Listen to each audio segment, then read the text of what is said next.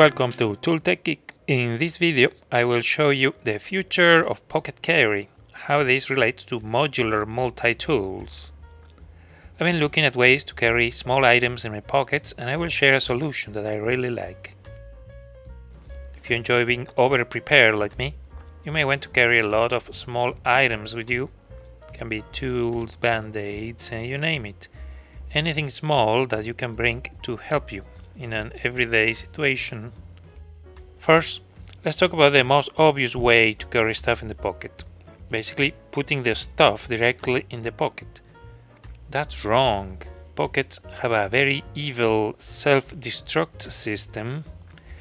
Your expensive item will slide out of your pants very slowly without you noticing. Some random stranger with nefarious intentions will find it in the future and it will show up on a 60 minutes episode and it will be traced to you by your DNA. That's why you want to be much more organized. Speaking of organized, John Gadget, for example, has a quite intriguing setup that fits inside an Altoids tin. He calls it the Get Me Out of Trouble kit, and I believe him. Not just because he has a terrific British accent. Another example, Zack in the Wild. A while ago, he had a video where he showed various pouches to carry things, and I immediately bought a few of them. Maybe I was easily influenced at the time. I use these pouches sometimes to illustrate that something can fit in a pocket. Another way to store items is in a wallet. Todd Parker has a cool video about putting a few lightweight tools in a wallet. Now here's something different. Earthling EDC. I'm going to talk about his pocket rack, a very creative solution. It's a pretty genius idea. Basically, a miniature rack that lets you strap a bunch of tools and things using elastic bands or hair ties or pieces of rubber tires.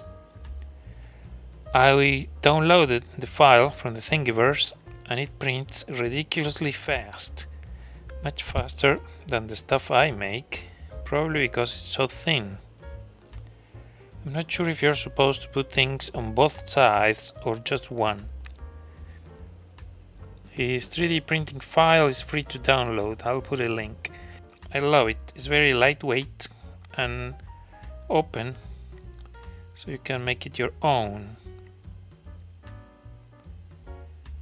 I will now tell you about my new thing, bear with me because this is what I think is the future. The storage options I showed before are cool, but I'm looking for something super comfortable to carry during the day. It has to be something that you don't feel in your pocket. I thought about the shape of a pocket. It has a curvature of sorts. After some thinking, I started some sketching and various 3D printing iterations, and I came up with some results that I really like.